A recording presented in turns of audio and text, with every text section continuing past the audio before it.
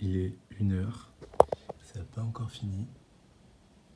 Ça fait 10 minutes que c'est sur 100%, ça va bientôt finir je pense.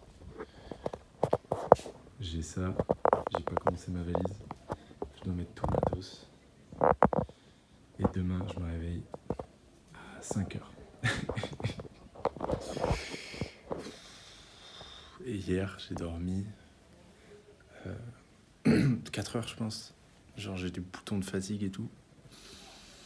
J'ai les yeux explosés. Bref. Bientôt la fin. Tu vas me manquer toi. Collègue. Ouais, je le laisse. Le flot d'un texte n'arrivera pas, tous ces bâtards sont à pieds joints sur leur cadavre jusqu'à ce qu'ils soient assez plats pour passer sous les ports. Si je mets cette balle dans le panier, je fais pas de vidéo aujourd'hui.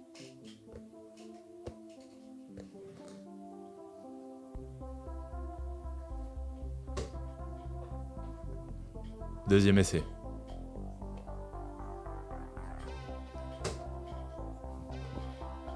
Bon, je me retourne.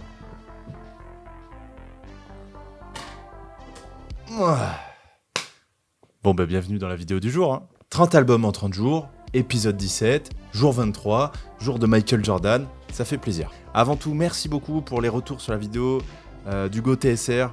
Beaucoup sont fans d'Hugo, mais beaucoup ont compris mon avis, donc ça fait plaisir. Vous avez été respectueux, à part voilà 2-3 mecs qui n'ont pas supporté du tout. Mais c'est le jeu, c'est normal. Elle a eu un meilleur succès que les autres vidéos, évidemment c'est grâce au règlement, donc voilà, c'est très cool. Merci beaucoup, merci à lui. On enchaîne. Ah oui, au fait, je l'ai jamais dit, je crois, pendant le challenge, mais abonnez-vous les frères.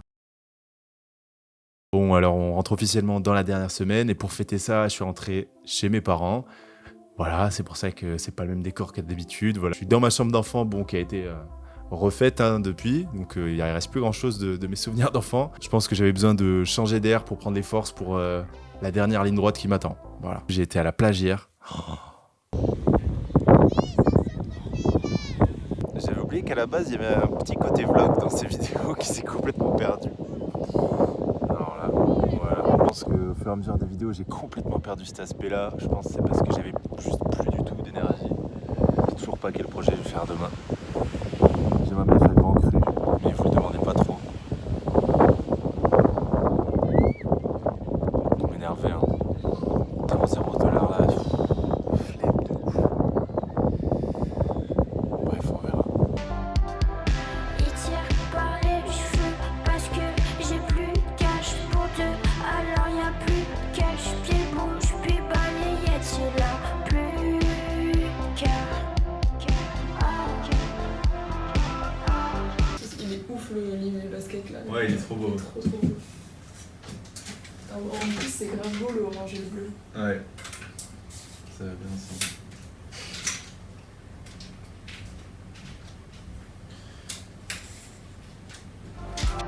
Mon baby émotif, sans qu'il y ait toujours un motif. Ouais, j'ai des traumatismes fous. Et des fois je me sens un peu fautive.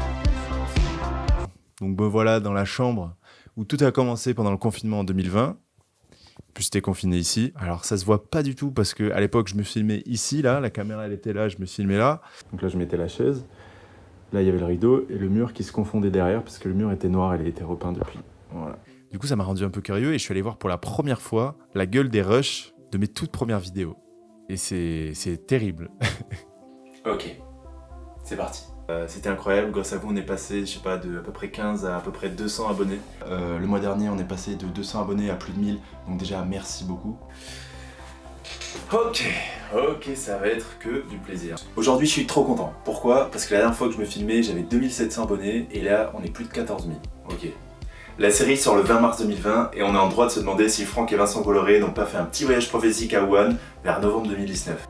Et en vrai ça me fait prendre conscience du chemin parcouru parce que j'étais tellement gêné devant la caméra et franchement, grosse dédicace aux 1000 personnes qui étaient déjà là en 2020. Je vous aime. Désolé pour les fans de Jossman, je sais que vous vouliez que je fasse 0,0 $. Malheureusement, j'aime pas cet album, je l'avais pas aimé à l'époque, j'ai réécouté, j'aime pas non plus. J'en peux plus de faire des vidéos sur les albums que j'aime pas. Laissez-moi un peu de bonheur, s'il vous plaît. Donc du coup, je suis parti sur Dean Burbigo parce qu'il a été énormément demandé aussi depuis le début, surtout sur Instagram. Il y a vraiment des gens qui le demandent depuis le premier jour. En plus, c'est un album qui fait débat. Voilà, il est vachement renié aujourd'hui. Il a un peu cette réputation d'être un très mauvais album et voilà, limite dégueulasse. Personnellement, je l'avais saigné à l'époque, donc ça va être super intéressant de voir si j'ai changé d'avis aujourd'hui. Donc aujourd'hui, on va essayer de comprendre pourquoi cet album avait autant déçu. Est-ce que c'était vraiment mérité? Et on finira ensuite sur les bons points d'album pour bien finir, comme d'habitude, avec mon top 3, etc. Vous connaissez. Donc, Grand Cru, Dean Burbigo. C'est parti.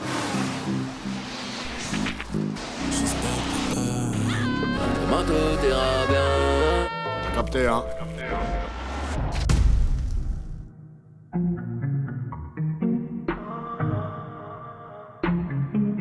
Depuis longtemps, j'ai une théorie sur la carrière de Dean et c'est l'heure de la dévoiler au grand jour. Jusqu'à la sortie de Cercle Vertueux, Dean Burbigo est lié à Nekfeu, qu'il le veuille ou non. Je suis sûr que ça l'énerverait d'entendre ça, mais c'est pas forcément sa faute.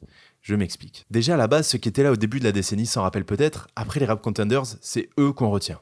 On leur prédit un destin de superstar. Ils sortent clairement du lot par rapport aux autres gars de l'équipe. Le charisme, la technique, l'insolence, la voix, ils avaient tout. Tout pour réussir. Le tapis rouge était quasiment déroulé.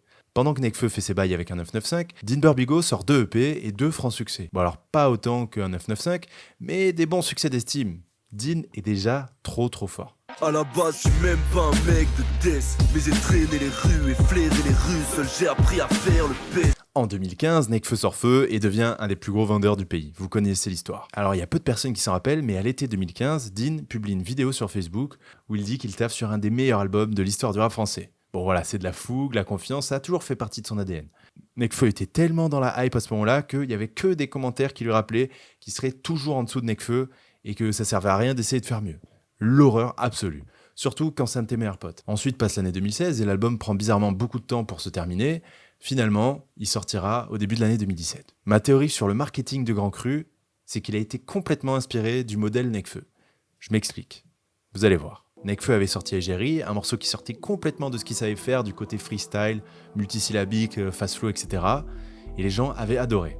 Dean Burbigo sort Me Réveiller. Les deux morceaux sont très doux, lancinants, presque perchés. En plus, les deux parlent de la même chose, c'est-à-dire qu'ils vivent leur vie de rêve, hein, clairement. Et celui que je rêvais d'être, tu me suis. Je ne veux pas me réveiller. Nekfeu avait sorti On Verra, Dean pas une autre. 2 morceaux, très bonne ambiance, très ouais, c'est le début des vacances. Le clip avec tous les poteaux, le bon mood, la légèreté, et pourquoi pas une petite rotation sur énergie. On verra bien ce que l'avenir nous réservera. On verra bien, vas-y viens on y pense. Ça sera cette vie et pas une autre. Ça sera cette vie et pas une autre. Enfin, Nekfeu avait complètement explosé grâce au morceau Princesse, et Dean sort Tu rêves, en featuring avec Nekfeu. Un morceau absolument axé pour choper un public féminin que Dean n'avait pas jusque-là.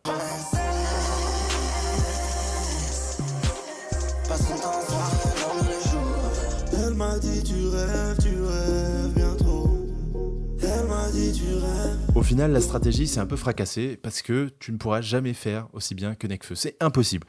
Nekfeu, dans le rap français, à partir de 2015, c'est le mont Olympe. C'est quelque chose d'intouchable. Personne ne peut vendre comme Nekfeu. Il n'y a que Orelsan et PNL qui peuvent rivaliser ou être au-dessus ou j'en sais rien, qui sont à peu près au même niveau. Sinon, c'est impossible. L'erreur, c'est d'essayer de le copier parce que tu pourras jamais y arriver. Tu pourras jamais être aussi mainstream que Nekfeu. Les succès comme ça sont mystiques. Il était fait pour être une rap star, c'est comme ça. Il est doué en rap, il a une putain de belle gueule, il a une voix incroyable, il chante bien, il sait tout faire, il sait faire du fast flow, il sait faire de la trap, il sait chanter sous autotune. C'est ça, il y a rien à faire, il y a rien à faire. Et pendant ce temps-là, bon, c'est un peu anecdotique dans le sujet du jour, mais il y a un grand maigrichon à lunettes dont on donnait pas cher de sa peau et de son très grand succès qui commence à exploser parce qu'il a passé son temps à travailler son flow, son rap, ses rimes, au lieu de s'éparpiller pour tenter un succès mainstream qui, de toute façon, ne lui était pas destiné. Après, c'est un marathon. Peut-être que, tu vois, moi, j'ai testé plein de trucs et j'ai eu plus de succès plus vite. Et des fois, même, c'est un poison, le succès. Et finalement, c'était peut-être aussi un peu la faute du public. Peut-être que depuis le début, on avait mal compris le destin de Dean. Peut-être que son destin, c'était plutôt celui de Cercle Vertueux, c'est-à-dire du rap et du rap. De l'attitude, de la technique, Un flow, personnellement, le flow de Dean Burbigo, là, quand il freestyle ou quoi, mais moi, clairement, c'est un de mes préférés du rap français. Ça fait des années que ça dure, c'est exceptionnel. Tu veux du flow, t'as tapé à la bonne porte. Je vais te parler de mes tares et tous entamés à la bonne dope. Mon clan n'a pas de maître, quand on mange y'a pas de miettes. Grand gras et l'assiette, les couverts, la serveuse, la table avec. Finalement, peut-être que Dean Burbigo n'était pas fait pour être écouté par des gens qui n'aiment pas le rap. Contrairement à Nekfeu. On fait pas du rap pour ceux qui aiment pas le rap. Surtout pas. Pour moi, ce lien entre Nekfeu et Dean Burbigo s'arrête complètement avec Cercle Vertueux. Avec ça, il s'émancipe de toute ressemblance. Ça y est, il a son style, il est trop fort. Et même si moi, je trouve déjà très très fort sur Grand Cru, à partir de 2020, on le sent complètement apaisé avec son niveau, sa carrière. Tu sais qu'il vit du rap, qu'il n'a pas besoin forcément d'être multi-milliardaire grâce au stream. Il fait plein de concerts, c'est complet à chaque fois, il vend des fringues.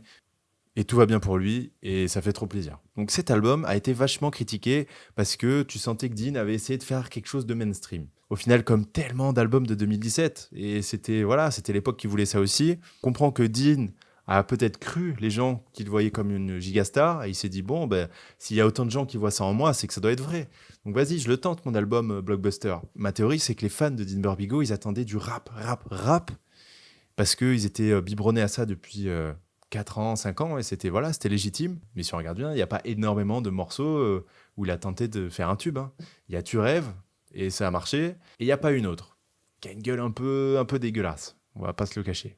Ça dénote trop de sa carrière, c'est trop bizarre. Le monde nous appartient à nous de le changer.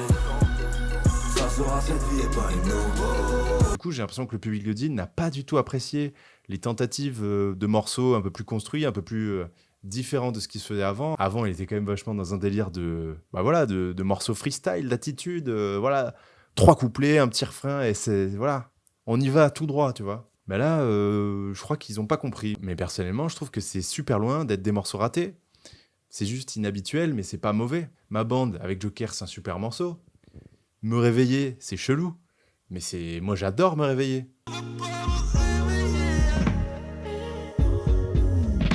Par contre, là où je suis d'accord, c'est que ça donne un rendu un peu flou. On sait pas vraiment ce qu'il a voulu faire avec cet album. On comprend pas la direction artistique. En fait, on pourrait se dire que c'est une playlist de morceaux, qu'il aime bien, qui sont empilés. Et moi, ça me dérange pas du tout. Et surtout, quand tu appelles ton album Grand Cru, je pense que derrière, les gens, ils s'attendent. Et surtout, je l'ai pas dit, mais c'est aussi une des raisons, c'est que ça fait 2 ou 3 ans que les gens patientaient, ils étaient morts d'impatience. Et ils s'attendaient. Quand on te fait patienter 3 ans, tu te dis, ok, c'est un album qui va retourner l'histoire du rap français. Tu te permets d'avoir des attentes complètement impossibles à contenter. Déjà, grâce au feat. Sauf celui avec FG et Jekyll, je les trouve tous réussis. Je trouve que c'est tous des putains de morceaux. En plus, ils sont cohérents. Voilà, tu sens que Dean, il n'est pas parti chercher un artiste pour faire énormément de streams. Tu sens que c'est son entourage proche ou pote de pote. Tu vois, Joker, je sais pas s'ils se connaissaient bien, mais il doit y avoir des liens.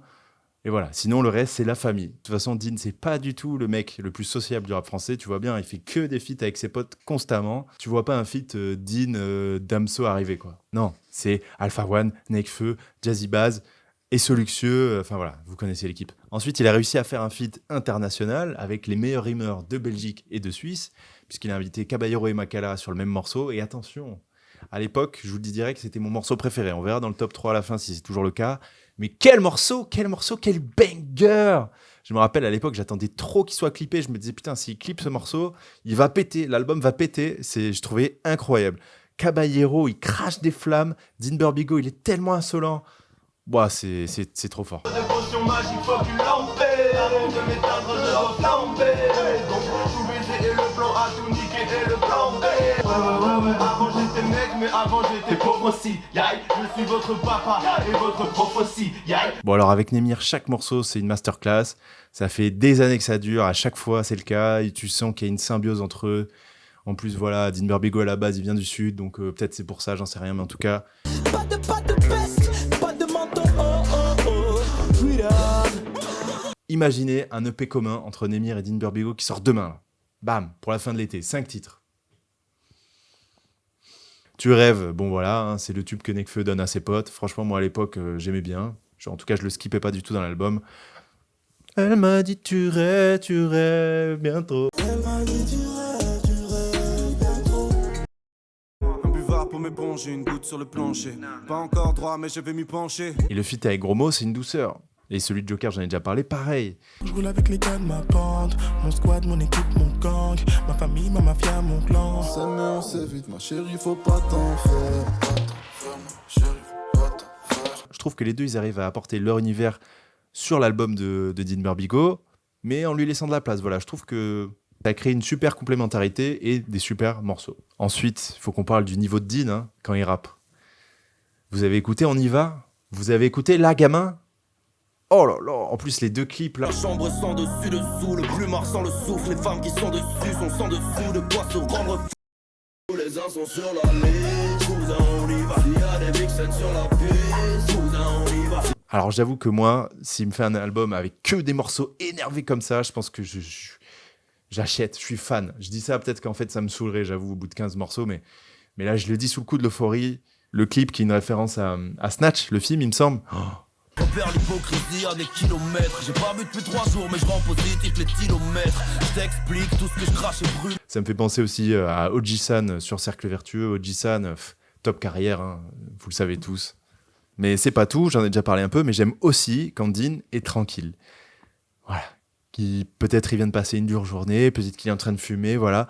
Me réveiller, j'adore. Je me réveille dans ma loge, une taille sur la table et de l'herbe dans ma poche. J'entends des voix de biche dans la loge du crew S. En principe, je me rappelle qu'il avait sorti pile le jeudi soir avant la sortie, là, genre à 20h, un truc comme ça, 18h. Et j'avais adoré, ça m'avait hypé à 100% pour l'album. La prod de Cooking Soul, là, je sais pas d'ailleurs ce qu'il fait ce producteur, ça fait longtemps que j'avais pas entendu parler. À l'époque, il produisait de partout. Bref, j'adore ce morceau. En principe, on a tous des principes. Mais seules nos actions nous différencient. Je sais que ces deux morceaux-là, à l'époque, n'avaient pas du tout fait l'unanimité, mais moi, je les trouve incroyables. Voilà. Dites-moi, vous, ça m'intéresse avec le recul 5 ans après. Est-ce que vous détestez ces morceaux? Est-ce que vous les aimez bien? Et si vous les aimez pas, pourquoi? Parce que franchement, c'est des douceurs auditives, c'est génial. Bon, alors, j'en ai pas parlé, mais sur les thèmes, on reste dans du classique Dean Burbigo, l'indépendance. L'indépendance. L'indépendance. Être en autoprod. Avoir besoin de personne. Se faire tout seul. Tu sens qu'il est pas très fan des mecs en costard qui veulent vendre ta musique. Voilà, tu sens qu'il veut faire ça tout seul. Son petit produit, c'est son bébé et t'y touches pas. C'est lui qui gère avec FG, voilà. À l'époque, il avait son label qui était Maison Grand Cru, qui est devenu maintenant Saboteur. Bon voilà, il y a aussi le charbon, Samif, l'équipe, les belles meufs de temps en temps, évidemment, comme tous les rappeurs. Mais aussi tenter d'être quelqu'un de bien. Ses failles et les obstacles qui l'en empêchent. Bien gagner sa vie, faire tous les sacrifices nécessaires. Voilà. On arrive sur mon top 3, les amigos. En troisième position, mesdames et messieurs, je mets En Principe. J'adore ce morceau. Et en vrai, je mets deux morceaux, premier égalité, qui sont La Gamin et Coupe le son. Voilà. Dean Burbigo, c'est vraiment mon Dean préféré quand il découpe l'instru, quand il est insolent comme ça. Depuis le début de sa carrière, tout le monde sait que c'est là où il est le plus fort. Le flow de La Gamin, oh là là là là là là, vas-y, je mets, tu sais quoi, je mets couple, je sais pas, j'adore les deux, non, les deux, je les adore. Oh là là, vas-y, je vais me les mettre. Non, je m'occupe pas de ces grosses seul. Je dirais pas que ta sœur est conne, mais qu'elle aime les connaisseurs. Si j'avais pas dit client, aujourd'hui je multiplie les dividendes. Je suis sans inhibant, à chaque soirée qu'on organise, on organise mon président. Y'a tout sauf de la cristalline, dans nos bouteilles de cristalline. Après 3 shots, j'écris des trucs qu'aurait dû écrire Staline. Le flow d'un texte n'arrivera pas, tous ces bâtards sautent à pieds joints sur leur cadavre jusqu'à ce qu'ils soient assez plats pour passer sous les ports.